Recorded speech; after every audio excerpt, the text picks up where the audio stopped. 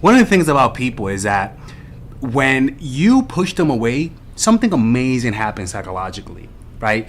And I bet a lot of us have done that when we date people, right? And we're in love with them. And as soon as we fall out of love, we start to push them away. And we think that we could just push them away and they're going to agree to it, right? Actually, we all fear that if we push them away or if we treated them wrong, they're going to lift, their self-esteem is going to come up and they're going to stand up to you and push you away too. Well, what surprises people is that the opposite tends to happen. What tends to happen is that people all of a sudden give you the control over the dynamic.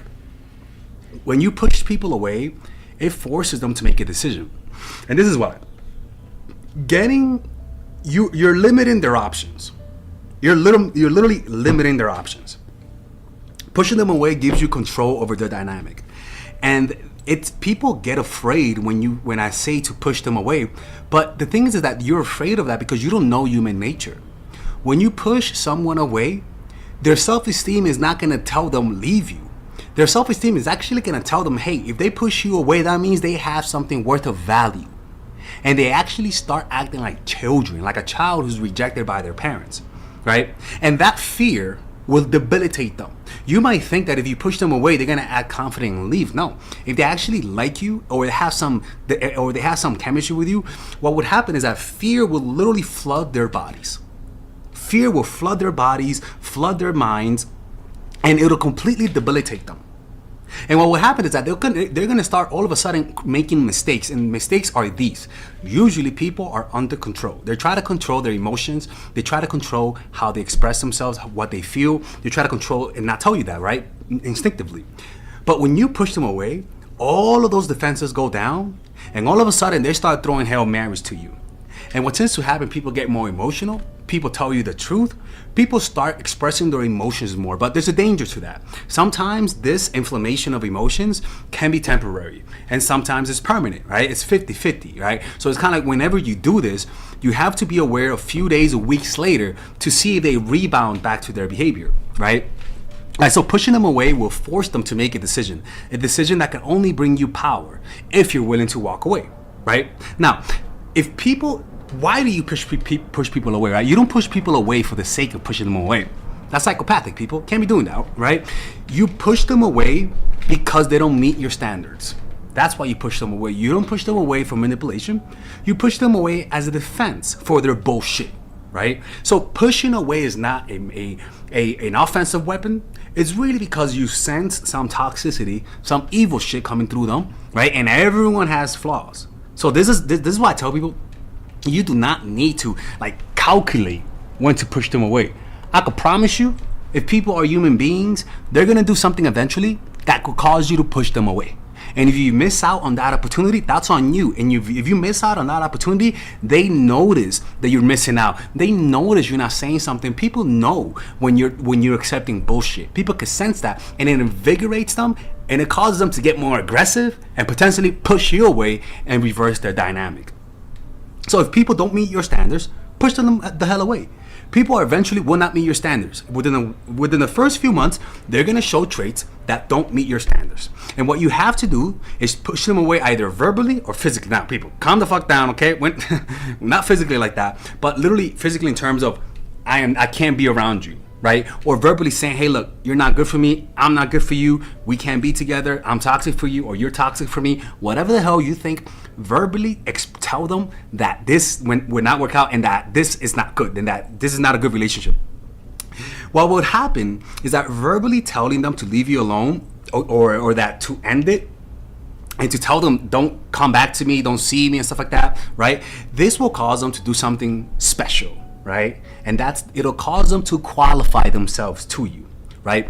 Qualification is pretty much when they start to sell themselves to you, when they start to tell you why you should be with them. And what happens psychologically is that when people try to convince you that you should be with them, something psychological happens. They end up falling in love with you because they backward rationalize that if I'm telling you why you should be with me, it means that you are special to me. And people tend to fall in love through qualification. And what is qualification? An example: you're in an interview, and you know you're the only one in the interview, right? You're the only one. You're the only one who's applying for this job, right? You're not gonna really sell yourself too much, especially if you know they really want you. You're not gonna sell themselves. You're gonna lean back, turn on, put your go like that. Why should I work for you? Why should I work for you, right? And they start qualifying. And in the process of qualification, there's a nervousness, there's a fear, there's an anxiety, and there is a leverage that you have when people are selling themselves to you or trying to convince you should be with them. And this leverage will will give you the opportunity and the ability to set standards, to set a price. Like, you know how people say, you know how to say it, right? Make them lick your ass, right? You set that standard, and it actually, if they actually do it, the process of jumping the hoops you set for them makes them fall in love with you more. And also, it makes them not want to be in that position anymore. So they tend to behave a little bit more. And as they try to convince themselves, they fall in love in the process. But this can only be temporary, right? This can be temporary, a few weeks, or it can be permanent. So that's why you have to wait it out, right? And this is why when you have standards, you tend to do this naturally, right? But when you don't have standards, you tend to not do this. That's just how that works, right? You tend to forget to do this because your fear will cause you to sort of like give off the vibe that you already won me over. Like, give off the vibe that I want you and you don't need to do anything. And so it doesn't have that anxiety that you feel when you know there's 100 other people applying for this job. And so the nervousness will cause you to dress better, to be more on time, to be more tidy, to be more professional, to be on your best motherfucking behavior, right? But when you're cocky about it, when you think like they want me and not vice versa, you tend to be more lazy about it. And this is why romanticism has to come with some insecurity, because people are only romantic when they need to. People are only romantic when they feel the need, when you really when they feel like they're behind the corner, right? And this is why when people fuck up, they give you flowers, right? When people do something bad, they tend to do something for you. Well, romanticism is a token of my forgiveness. I mean, of my insecurities, right? It's a token. And so if they're not being romantic with you, you just easily won over. And let me tell you something. People might say it's manipulation, but you gotta understand. People like people that are a little bit difficult. People like people who are not easily won over, right? So one of the best ways, push them away when they fuck up. Don't be afraid to say you want your space. Don't be afraid to say, you know what, the discussion we had, I didn't like it. I need to think about things. Don't be afraid to make them wait on your decision, right? Because your anxiety for their validation will cause you to speed things up and not go through this process. Even if you won them over, you got to make them feel like you're thinking about it, right? So this will make them feel like they won you over. They earn your love and attention. Always be on the lookout for those standards that you could set up. It doesn't mean be whiny. You know what I'm saying? Do this, or why you never clean the dishes, right? Okay, whatever, right? I'm talking about maybe they're always late. Maybe they don't text you, they don't call you or see you as much, and you want to see them more, right? A lot of people are afraid to express that because they don't want to look needy. Don't give a fuck. I don't give a fuck. If that's what you want, ask for it. What the fuck? Like, honestly, like, what? If you are afraid to ask what you want, then this is not it. Like, you got to be able to ask what you want, and if they don't give it to you, you got to be able to walk away. And when people sense that you're not going to compromise, right? Realistically, you know what I'm saying? Like, there are some things you got to compromise in life, right? But if you're not going to compromise about what you want, people are more willing to give it when they sense you're not willing to compromise. But when they can sense a tint of compromise in your voice, in your face, in your expression, people will jump on that and take advantage of it and test it. If they see weakness, they'll test it, they'll poke at it. And if it's true weakness, you're going to react instantly, right? This is why conflict resolution is important. Conflict resolution comes with both parties qualifying themselves to you. And if you cannot have a healthy conflict with the person you're with, you cannot grow together. You cannot grow in attraction, because it is these conflict and these compromises on both sides that makes people bond together over time. Because conflict is what brings people together. Like, when things are bad, conflict is a perfect thing to bring people together, because the reconciliation always brings people together more. But when couples don't go through those process of fighting, reconciliation in a healthy way, if they're unhealthy, the fighting will deteriorate the relationship. And that means they both need to work on, one or both need to work on communication skills. But that's the thing. Natural conflict builds attraction. Natural conflict builds trust. Natural conflict releases oxytocin, releases the bonding hormones, and it makes people fall in love. This is why too much conflict tends to create this a little bit too much, right? You can't do this too much, and that's why controlling your emotions is so important, right?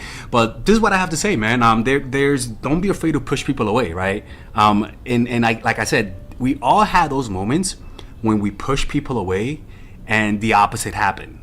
Like, we thought they were really confident, we thought that they would walk away, and then we notice they come back, and it kind of surprises us. Honestly, it really does surprise us. And the reason why it surprises us is because we just don't understand human nature completely. We have a misunderstanding of human nature, which says that most people are confident, and we take the appearance for reality, but push them away and see what happens. All of a sudden, you're gonna see this facade of confidence crumbling down, completely crumbling down, and it's gonna shock you, but it shouldn't. You should understand that this is part of nature, because you also do it. You're also putting up a front. Most people are putting up a front of confidence. Why? Because it's beneficial, right? But sometimes when it comes to relationships, you like someone, you have to be willing to sometimes put down that front, right? It's just human nature. If you're not willing to put down that confident front and your ego is too strong, you want them to compromise, you want them to qualify themselves, but you don't want to do the same, it's not going to work out. And if you're noticing you're with someone that wants you to that wants you to see their point of view, but they can't do the same, you can't. This is not going to work out. It's just they're a shitty partner. Walk away. All right. And for me, I talk to a lot of clients, and it's surprising how many clients come to me because their partners pushed them away. Right? They want to win them back over. And that's the thing. When a group rejects you, it doesn't make you feel more confident. It makes you, when somebody pushes you away, they take something from you. They take your confidence. They take your self-esteem. And so what happens is that you start to literally trying to win them over so that you could take back this illusory self-esteem. And that's why when people get rejected by certain groups, they tend to get obsessed by winning them over. By showing them off that they were wrong, right? And that's human nature, right? Because we don't like knowing that some people don't like us, because we secretly don't like ourselves. We secretly have low self-esteem. So when somebody expresses that they don't want us, it secretly confirms to us our self-opinion. People have a need to belong, and if you push them away, they feel ostracized. And naturally, humans, when they get pushed away, they don't walk away. They come back and try to win them over. When people are together, even one-on-one, it's almost like a tribe of two. And you rejecting them makes them feel like they're being rejected by the tribe. And humans naturally feel a sense of panic and a sense of desperation when they feel rejected by people who they feel like they belong to. And so what tends to happen, they go crazy. They start acting animalistic. They lose patience. They lose their rationale. They start acting crazy. And what will happen is that it'll give you the ability to set standards, especially if they messed up, right? You gotta understand, people have low self-esteem. Don't buy into what they show you. People have more low self-esteem than they appear. And so that's why we get aggressive in trying to validate, in trying to get their validation, so that you could not think that, if that makes any sense, or prove that you're not that. And this extra aggression will cause them to be super romantic. Will cause them to freaking bring a mariachi band to play instruments for you. Will cause them to do things that they wouldn't do before. I mean, they give you absolute power when they are in that desperate mode. But the thing is, you gotta be careful, because you don't want to take advantage of that. You know, that's them being weak, and not in a bad way, right? They're being vulnerable. And the issue that I have with this is that some people will use this to really hurt people. And that's problematic, because they're getting people in a vulnerable state, not to open up and connect with them, but to take advantage of them. And I believe in karma, but that really doesn't fix it. What fixes it is developing a relationship with yourself. developing a meditation practice. And when I say a relationship with yourself, I mean a connection with yourself. Your mind is always in your head and never in your body. How do I know? Feel your feet. How do your feet feel? You felt there, right? Were you feeling your feet a few minutes before? No, you weren't, because you were in your head. When I mean a connection with your body, I mean when I say feel your feet, you would have said, I already felt it because I was connected to it. Feel your ears. I already felt it because I was aware of the feeling. There's a lot of sensations happening that your mind doesn't register because you're not connected to your body. You have no self-love. Self-love is having the awareness of the sensations of the body. And this brings a unity between you and your mind and brings you peace.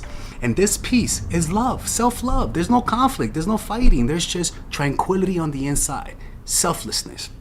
And this radiates from within. People sense that when you're genuinely at peace with yourself, you know? And that's why developing a meditation practice will allow you to do this and will allow you to also to be on the receiving end and not be so egoic, if that makes any sense, right? To be pushed away and react to it, not from a pattern of the past, but based on the situation, right? If they're pushing you away because you're doing something bad and that's real and they're being genuine, you're gonna go after them and say, hey, I apologize. But if they're pushing you away because they're being irrational and an asshole, you're gonna say, fuck this motherfucker, I'm walking away, you know? Anyways, and that's how you do it, man. If you guys want to learn how to develop a meditation practice, click in the description down below and purchase my course, Emotional Mastery. There, I teach you guys how to develop a meditation practice, and I'll see you guys later. All right, if you guys enjoy these videos about stoicism, dating, relationships, self-help, moving up in life, I would recommend you guys check out some of my courses that I have for sale. These courses are courses for men and women. For example, Nice Girl, Nice Guy is a course about how to become more assertive. Natural Chemistry is a course for women that I have on how to develop strong relationships. Dark Game is a controversial course that I have for guys on how to attract women in their life and keep it. It's not as dark as it seems, but we do talk about some dark psychology in here. Psychological Game of Attraction is a course that we made for women who are single. And as you see, we have a course about how to develop charisma. Emotional Mastery, which is a course about how to develop a meditation practice and how to improve your emotional life, to become more resilient, to not let rejection hit you so hard, to be able to bounce back from failure. I have a course called Nice Guy, which is a course for guys who are single and guys who want to be able to develop more assertiveness training, right? Most of these courses come at $99. And there you can also purchase the bundle where you guys can purchase all of the courses in one go at a discounted rate, right? We have a bundle for women and a bundle for men. So click in the description down below to check them out. You can browse around and see the courses that you like. And if you don't like them, you guys can ask for a 30-day money-back guarantee, and I'll give you guys the money back, okay? And in fact, we actually have a new one for women right now we're developing. It's called The Feminine Woman. So if you're a woman watching, this course is specifically to help women become more feminine, to embrace their feminine while embracing their masculine energy. And I'm actually going to make a course for that, like that for men, which is called the Masculine Man, which is a course on how to develop masculinity and develop masculine energy, to attract women in your life, to attract business success in your life, to be able to be better socializing, to read people better. It's truly an all-around course. So if you guys want to check out those courses, click on the description down below where it says purchase the courses, and I'll see you guys inside. Bye-bye.